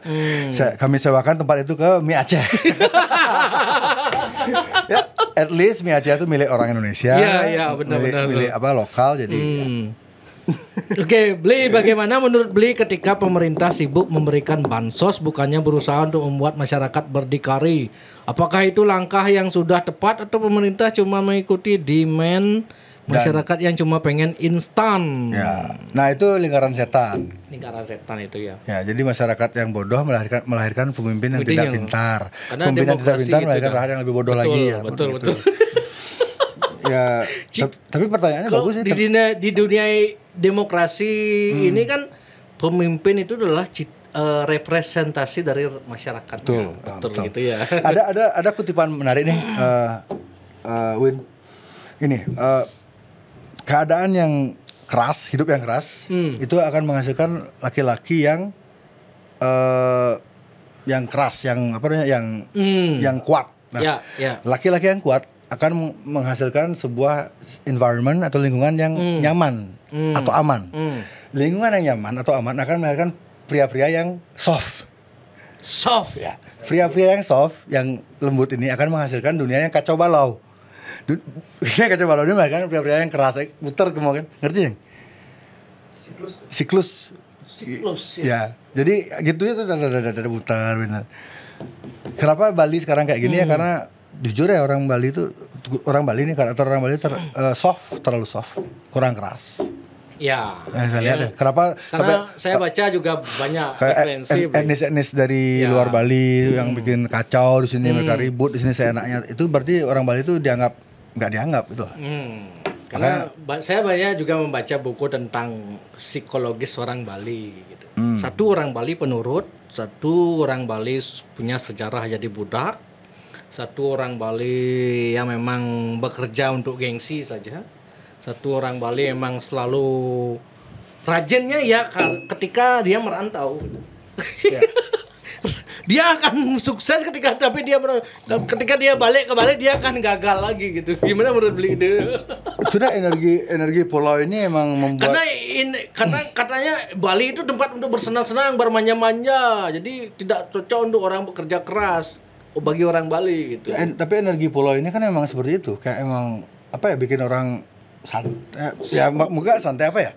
Karena tanpa dia gagal pun tetap bisa makan, bisa gini. Tinggal pulang ke kampung gitu, Bli. Psikologi semua orang.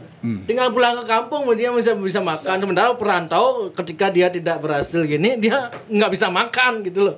Nah, orang Jawa pun misalnya ke Bali, pasti dia kerja keras, sukses akhirnya pulang ke Jawa. Itu terbukti itu. Terbukti.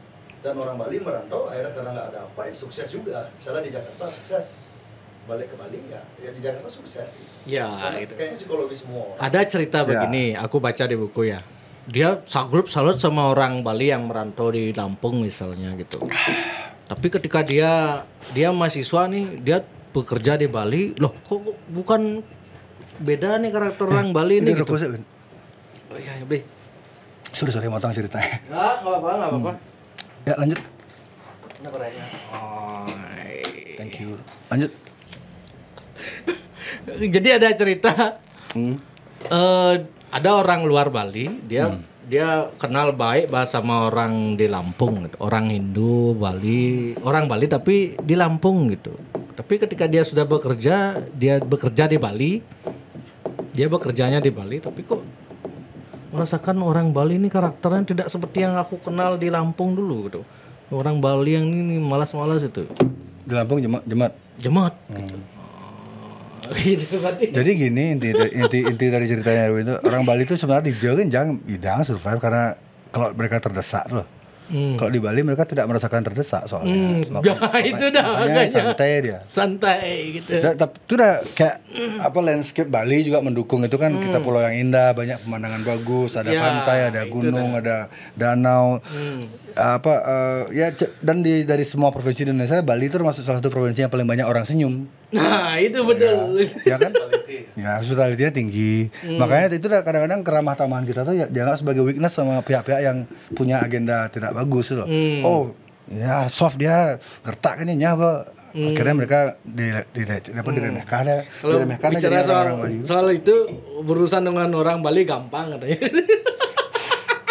Ada orang Bali bisa mudah dikompromi katanya. Tanda kutip matre. Bukan. Apa? Bisa dibicarakan. Ini naik lanjut. Menurut Pak De Jreng perkembangan musik di Bali akan seperti apa ke depannya gitu. Musik. Nah, ini klaim SID disuruh SID dah kon disuruh support Twice Bar-nya nggak bisa berharap skena musik. Gini. Apa namanya? Tempat kayak Twice Bar udah nggak ada. Jadi band-band yang apa anti mainstream gitu. Band-band underground yang akan lahir lagi itu akan lahir dari proses yang berbeda kan. Kalau dulu kan lahirnya mereka konser di bar-bar underground, disaksikan oleh bukan cuma orang lokal, penontonnya orang luar Indonesia juga banyak. Di sana mereka melatih mental yang tidak bisa dilakukan di panggung-panggung bar-bar biasa itu. Kalau sekarang mereka bertanya bagaimana musik Bali ke depannya, ya saya rasa pasti band baru itu pasti akan tetap ada. Terus kayak band Bali tanda kutip berprestasi meraih penghargaan kayak itu pasti akan tetap ada. Cuman apakah usianya, nah itu yang jadi apakah longevity-nya mereka ini akan bisa sepanjang yang sebelum bukan kayak saya tidak mau terdengar kayak sombong gitu ya. Bisa nggak mereka selama seperti jenjang karir kayak SID panjang gitu loh. Soalnya kan kemarin saya lihat ada naik 2-3 band tuh, habis itu hilang. Aku jujur beli ya masalah band nih. Kan di musim-musim pilkada band itu kesempatan banget buat mencari duit yang tinggi kan. Kenapa SID nggak pernah mau ngambil itu gitu loh. Sementara band yang lain kan banyak ngambil kesempatan itu gitu. Gimana? Tawaran banyak pasti ya. Apa yang membuat menjaga itu? Segini bro gitu. Agak gini sih agak tengal sebenarnya jadi loh. Dimaknya ini penawarannya kan juga. Ya itu balik itu kembali lagi kalau saya paham nanti. Kalau beli menjelaskan lah terlalu kelihatan seperti pisok kene aja gitu. Tidak realistis. Gini makanya kalau punya band itu usaha gimana caranya biar kita tuh tidak ditindas. Ngerti sih? Jadi kalau kita sudah di posisi yang susah ditindas dan kita punya band, otomatis kita bisa menghindari tawaran-tawaran yang menggiurkan karena kita tanda kutip sudah agak merdeka gitu. Oke, berarti yang terima tawaran itu belum merdeka berarti? Ya persepsi merdeka tiap orang kan beda-beda. Persepsi integritas juga beda-beda kan. Jadi kalau SID punya persepsi integritas itu apa? Integritas SID adalah kami tidak akan pernah bermain konser di kampanye politik apapun. Mau dia di pihak orang tua saya kayak misalnya atau pihak keluarga siapa, nggak akan pernah mau. Dan itu ya bukan kebanggaan juga sih. Tapi yang konser di sana nggak salah juga. Nggak, itu dah. Makanya mereka nggak salah juga kan. Itu hak mereka. Namanya payojakan. Betul. Mereka nyari uang di sana. Maksudnya kalau kamu ngelarang band-band tuh konser di acara-acara politik tuh kamu ngasih dia uang gitu loh. Betul. Kita kan nggak punya kemampuan seperti itu, jadi kita nggak bisa betul. menyalahkan teman-teman kita yang bermain Sama seperti untuk gini, Bro. parpol. Akun Jack Bali kan ditawari kontrak juga politik dua pihak. Biasanya cuman aku teman-temanku semua ngambil kontrak, apa aku musuhin dia kan enggak. Sama ya serah kamu, aku pengen gini. Ya memang lebih miskin mungkin dari mereka itu. Belum tentu. Oh belum tentu ya. Miskin kaya itu persepsi aja kan. Sudut pandang aja. Buktinya mereka nggak bisa menang kering, Jack Bali kita menang kering ada. Ya loh. Jadi Corbuzier kan kain-kain undang ragam. Makanya kaya miskin itu tidak bisa hanya diperspektifkan hanya. Ya itu dah yang dipermainkan sama globalis sekarang, makanya mereka punya slogan you will be happy and you own nothing. Kamu akan bahagia meskipun kamu nggak punya apa-apa. Itu kita, persepsi kita lagi dibentuk, diasah pelan-pelan menuju ke kayak Buddha tapi komunis, tapi kapitalis, tapi terkontrol. Forward saja. Nah, itu dah makanya. Gini apa alasannya apa? Bumi mau kiamat.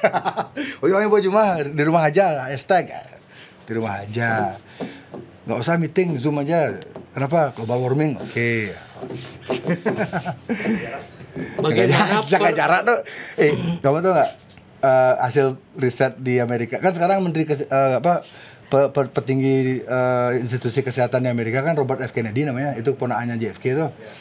Nah sekarang setelah dia diangkat jadi ini kesehatan yang ngurus, bukan menteri kesehatan tapi apa ya, selevel itu saya lupa nama jabatannya. Jadi sekarang merkuri di setiap makanan tuh udah dilarang, nggak boleh ada di Amerika. Terus dia kemarin ngebongkar ternyata apa kita bicarakan tadi kok lupa saya. Hah? Makanan JFK. Ya nggak makanan, terus dia bongkar kemarin tuh ya. Social distancing tuh gini tuh fantasi itu halu solusi halu Itu udah dibongkar sama dia. ya nggak ada gini apa dari riset dari semua data-data dari nggak ada ngaruh kan sama Kita bisa di lift tuh bisa angkat-angkatan. itu udah fuck terus di Psikopat yang ngerjain itu. manusia normal nggak punya pikiran kayak gitu, hanya psikopat yang Gimana caranya Beli Jering bisa konsisten dengan style yang sama dari dulu sampai sekarang? Nah, gimana cara Beli Fashion Jeng tetap ya? genuine di Bicara- tengah era yang dia bicara fashion. Ini bicara apa nih? Nah, fashion kan? fashion dulu, fashion dulu, klaim bangsat. Fashion bro, fashion. Nah, fashion dulu lah. Ya. Sekarang, ya. Kadang banyak kan orang yang takut dijudge mungkin ya gitu ya. Enggak. Karena ada orang yang berubah-ubah sekarang Ada. ya. Oh iya. Kenapa passion Beli tetap sama gitu? Tetap bisa menjaga passion, tetap Ini style. karena kalau orang kebanyakan kan biasanya ngefans sama banyak musisi. Ya kan orang normal kita tanya orang-orang biasa di pinggir jalan. Bro suka musik apa? Wah, apa aja lagi ngetren saya suka. Apa yang lagi hits mereka suka. Itu manusia normal. Kalau saya untuk konteks ini agak sedikit tidak normal karena dari dulu stuck sama yang saya idolai itu aja. Dan ya referensi fashionnya itu monto-montoan aja. Balik ke 50s kayak sekarang ini kayak colo istilahnya kan pakai kaos kaki tinggi, celana pendek, rambut disisir kayak rapi. Ya untuk menjawab pertanyaannya kenapa dari dulu stylenya kayak gini-gini aja, karena referensi fashion saya memang itu aja dan tidak ada keinginan untuk berubah loh. Maksudnya usia segini tiba-tiba berubah style jadi kayak anak-anak gaul yang nongkrong di misalnya di Vins kayak gitu-gitu. Nggak bisa, saya ngebayangin tuh nggak bisa dan mungkin nggak cocok juga kan. Berarti nggak coba sekali. Kalau nyoba aja pasti berani, cuman ya pasti saya nggak akan ngerasa nyaman kan. Ya. Memang ya dan karakter menurut saya karakter itu penting loh, dan karakter itu akan terbentuk kalau kita punya kita konsisten terhadap beberapa aspek. Kita konsisten. Kalau kita secara fashion kita berubah-ubah tuh karakter kita agak pudar dia. Karena minyak laku. Iya. Nggak kebentuk, nggak solid. Jadi orang ngebayangin kita di kepala dia tuh agak susah. Dia style, biasa saya gitu style bulan lalu gini stylenya, sekarang beda. Jadi orang membayangkan kita tuh agak susah ya. Nggak langsung tebul. Cara yang membentuk karakter tuh gimana sih, Bli? Iya, karena kan orang konsisten. konsisten. Ya.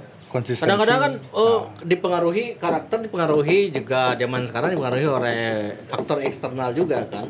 Tren sekarang begini, saya harus ngikut begini, atau mungkin faktor misalnya lelaki dipengaruhi oleh faktor keinginan untuk lawan jenis gitu misalnya. Lawan jenis kita suka yang ini, kita gini. Iya ya, bentuk-bentuk kompromi kayak gitu kan pasti ada tuh. Pasti, cowok yang sebenarnya nggak suka dandan seperti apa, misalnya dia nggak nyaman dandan kayak misalnya kayak ini, tapi karena orang yang dia suka seperti ini, akhirnya berubah. Dia ngalah dan ya maksudnya nggak salah juga sih, kan namanya mencoba kan. Siapa tahu dia gara-gara dia berubah stylenya yang cewek yang dia suka itu mau sama dia. Itu udah. Siapa tahu itu ya itu udah makanya konteksnya kenapa Beli Jering tetap bisa genuine di tengah era yang penuh dengan pencitraan seperti sekarang ini itu. Kamu pikir saya nggak pencitraan? Sama ini pencitraan juga namanya. Yang saya lakukan sekarang pencitraan juga beli. Pencitraan. Cuman kan kenapa konsisten di dunia yang ambigu seperti ini? Itu ya karena saya melihat jarang kan orang konsisten, Pak. Oh gitu ya. Itu saya jarang, makanya orang yang saya idolai itu kebetulan orang-orang yang konsisten dari dulu stylenya gitu-gitu aja. Jadi gitu. Saya ngikutin mereka gitu. Dan ngerasa The Talk juga. Ya itu harus tuh, apa namanya, Satya Wacana ya kalau orang Bali bilang.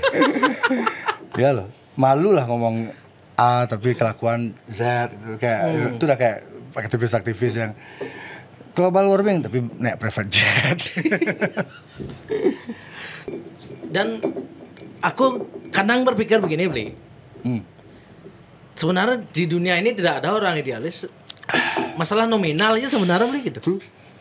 True. Oke. Bahkan Donald Trump pun sama. Ujung-ujungnya gitu ya. Bahkan saya Elon Musk yang kamu bilang orang terkaya di dunia aja punya harga kok. Punya harga dia. Dan jadi kamu percaya dia orang paling kaya di dunia? Sebenarnya bukan ya? Bukan saya nggak percaya. Nggak terlalu percaya. Itu ada di atas dia. Oh gitu. Kan nepuk pis $1 Amerika yang ada piramid. Nggak pernah lihat ya? Nggak. Di $1 ini menariknya tuh piramidnya tuh yang paling atas tuh, yang paling puncak tuh ya, itu kepisah ya sama yang bagian bawah ya. Nah Elon Musk di pas dia di titik pisah itu Elon Musk. Atasnya itu udah kepisah, kita nggak tahu. God, Tuhan, entitas selain manusia, alien, atau nggak tahu, atau dimensi lain. Ini lebih bagus lah. Gimana pandangan Beli Jering tentang musik sebagai perlawanan? Apakah masih bisa musik sebagai perlawanan di tengah situasi yang serba komersial seperti sekarang? Bisa dengan satu syarat. Syaratnya adalah musisi itu bersatu dengan rakyat. Itu kan kuncinya. Kalau udah musisi bersatu sama rakyat, turun, dan kuncinya lagi satu ya, turun ke jalan. Turun ke jalan. Perubahan bisa terjadi. Bisa terjadi perubahan. Kalau itu terjadi ya, musisi rakyat kompak bersatu turun ke jalan menyuarakan isu yang sama, itu perubahan kemungkinan besar bisa terjadi. Namun jika dilakukan lewat lagu, lewat lirik, tapi tidak ada aksi itu lemah dia. Contohnya siapa? The Beatles, John Lennon, mereka kan menginginkan adanya berhentinya perang, stop ada perang, damai. Tidak terjadi kan? Karena kenapa? Karena mereka cuma bernyanyi. Terus Coldplay tidak global warming tidak terjadi. Kenapa? Karena mereka masih naik private jet. Nah, ini kenapa Superman jarang bikin lagu bahasa Inggris? Mungkin sama ya mungkin. Menarik pertanyaannya. Kenapa SID jarang bikin lagu bahasa Inggris lagi? Bagus pertanyaannya. Kenapa SID jarang bikin lagu bahasa Inggris lagi? Karena saya semakin percaya diri dengan literasi yang saya baca untuk membuat lirik yang bagus bahasa Indonesia. Ya. Jadi lebih pede sekarang. Kalau dulu kan kenapa? Ini banyak yang salah sangka. Kenapa dulu SID lagunya banyak bahasa Inggris? Dikira kami itu sombong, sok-sok bule-bule. Bukan. Tahu kenapa? Karena kami nggak pede nyanyi lirik bahasa Indonesia karena literasi referensi kami sedikit waktu itu untuk bikin lirik-lirik yang bagus, yang kami anggap bagus gitu. Kalau sekarang agak pede lah. Tapi bahasa kiasan liriknya Superman is Dead di bahasa Inggris itu kan spektakuler, bagus. Lumayan lah. sudah nggak ada niat bikin seperti itu lagi. Ada. Udah baru ini refnya baru jadi 3 hari yang lalu. Here we go again, downtown Kuta Rock City, my friend. Embrace the pain, the beauty, fucked up story, lonely city. Ya, itu udah jadi. Ada sekitar 3 lagu sih. Jadi ini target kami sekarang SID itu 18 Agustus ulang tahun SID ke 30 tahun. Itu target kami sih ngerilis mini album 6 lagu gitu. Nanti diproduseri oleh Dadang Navikula di hari. Dia yang menawarkan diri, bisa nggak saya jadi produser kalian, rekaman di studio dia, dan latihan pertama akan kami lakukan tanggal 13 nanti. Itu latihan pertama, brainstorming, meeting sama Dadang. Ya semoga kekejar sih, soalnya ntar lagi udah Agustus. Harusnya sebulan 2 lagu harus bisa. Terakhir pertanyaan aku itu, waktu COVID itu kan beli banyak berbeda pendapat dengan pihak-pihak tertentu. Ya. Sekarang tiba-tiba beli mulai rekonsiliasi apa gimana masalahnya? Ya move on gitu. Ya. Itu karena beli menyadari apa gitu? Ya karena kan keinginannya globalisnya memang kita tuh terpisah-pisah terus, tersekat-sekat dengan isu COVID ini, kota-kota. Jadi politik identitasnya mereka main dulu. Nah saya mencoba menurunkan ego saya. Saya anggap mereka oke lah, mungkin mereka semua punya tujuan baik, itulah intinya kamu tuh bukan orang jahat, jadi saya nggak keberatan untuk berteman lagi dengan kamu atau berkolaborasi atau apapun itu. Terlepas dari ketidakcocokan kita tentang perihal ABC gitu. Kenapa? Kalau saya ngikutin ego saya, seneng globalis tuh. Udah mereka terjebak sama politik permainan politik identitas ya. Dan goalnya mereka kan itu kan. Makanya di lirik 1984 tuh di endingnya itu kan, semoga lekas kita bertemu di sebuah titik tanpa bias politik identitas gitu. Siap. Oke, Bli. Terima kasih banyak, Bli. Woi, mantap ini. Sama-sama. Pokoknya sukses selalu, pokoknya yang penting sehat. Semoga program anaknya biar berjalan. Anak Erwin udah gede ya? 1,5 tahun lah. Siapa namanya? Jensen. Serius? Jensen? Ada band punk Indonesia lagi naik daun, The Jensen namanya. Lumayan, bagus lagunya. Masih usia-usianya Krisna lah. Masih kepala 2. Saya kepala 3 plus saya. Oh udah 13? 3 plus ya. The Jensen tahu pernah dengar? Bagus. Nah, ini karena istriku yang pengen gitu. Oh, apa artinya namanya Jensen? Kenapa Jensen? Jansan. Kau tampah apa nak? Oke, Bli, makasih Bli ya. Oke, ingat ya, kawan-kawan, kalau mau agak mabuk, tidak terlalu mabuk, agak mabuk, bukan agama, agak mabuk. Agak mabuk. Nah, minum bir Singaraja dan Iceland vodka. ini bagi followers Jack Bali yang heran, apa sih minum itu yang Jack Bali setiap posting-posting ini enak-enak itu nih setiap habis botol cenik kan bawa pasti kerawahan pasti. Ya yang original ini kan leci ini. Ini lebih enak ini sebenarnya. Ya kalau ini emang lebih, kalau nyari pengen cepet-cepet mabuk ya ini. Gila itu. Peteng minum kena 3 shot aja. Menurutmu setelah kita mati ini terjawab gak semua pertanyaan-pertanyaan yang ada di kepala kita tentang kehidupan tuh? Apa yang misalnya pertanyaan? Benarkah ada surga dan neraka? Apakah benar ada Tuhan? Apakah benar? Kalau menurut orang spiritual yang sering aku ajak ngobrol, surga neraka itu sih ada kan? Oh ya? Mbak Dani juga bilang gitu kok. Tidak ada. Berarti surga tuh di sini. Neraka juga di sini gitu. Jani bawa raga, jani mau kan ini bawa neraka gitu. Jadi setelah kematian. Cuman kalau setelah kematian tuh karena kita mungkin punya beban-beban yang belum kita sampai itu aja kan beli mungkin.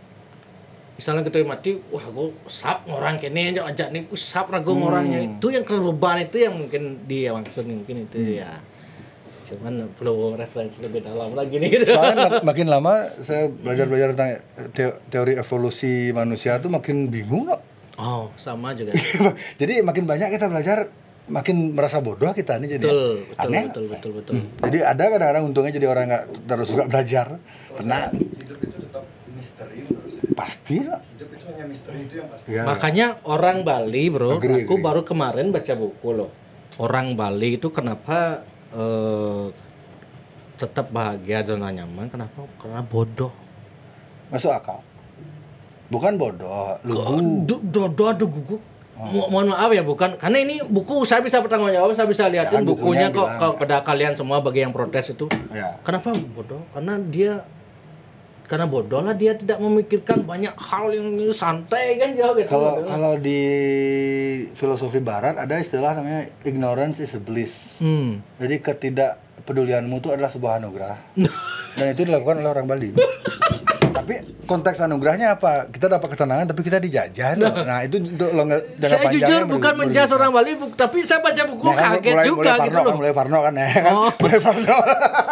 Terus bela diri dari tadi cet.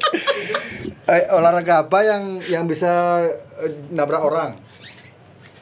Olahraga apa yang bisa nabrak orang?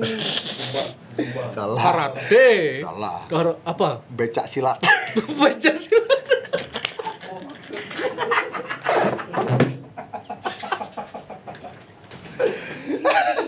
Sama ini dah tuh tebak-tebakan mie paling kecil tuh.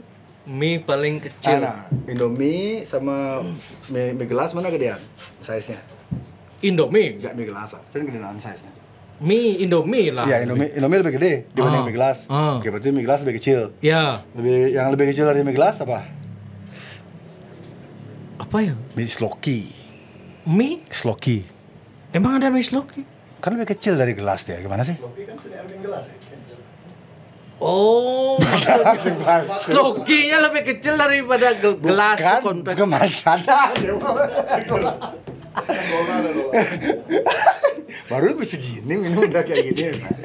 Kan mie konteksnya ini, kan. Ya udah berakhir kan? Masih podcast? Berakhir. Oh, udah berakhir. Enggak usah deh masih. Enggak masih teh kan. Nyalatik. Udah kita akhiri aja.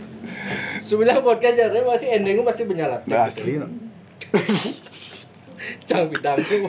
Lah diundang Denny Sumargo kan. Oh, kenapa beli di Denny Sumargo tuh? Punya. Pantes kelengkeng. Pulang bayangin ya, di podcast tidur ketiduran jadi podcast. Oh, berarti si cut-nya itu berarti ada kayak di cut sama tidur berarti ya. Sebenarnya waktu di Deddy Kobuser karena nggak boleh bawa minuman kan sama Denny Sumargo nggak boleh dikasih sama dia karena dia udah ada kontrak sama brand lain kan. Jadi saya minum sebelum podcast saya minum kebanyakan minumnya. Kalau di Deddy enak mabuk karena minumnya santai kan sambil ngobrol. Pulas podcast lewat. Makanya Nora tuh termasuk Raga saya duduk pidan chat-chatan orang urusanmu aku pergi berantem sama Jering gitu sampai gini kak gini Jering enggak biasa Jering memang gitu kita ya ini lah masa penyesuaian ya gap usia agak jauh iya masa makin jauh gap usia tuh makin banyak kompromi yang harus dilakukan agar bisa di level yang tek. Ya, siap. Oke, Win, thank you ya sudah datang ke Bali. Terima kasih banyak juga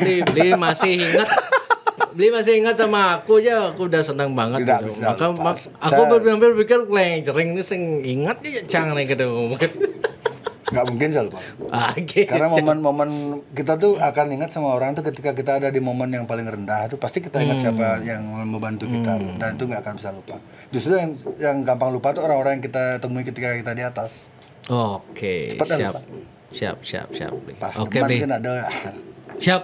Makasih banyak, Bli ya. Makan dulu, makasih. Bukan kita akhiri mau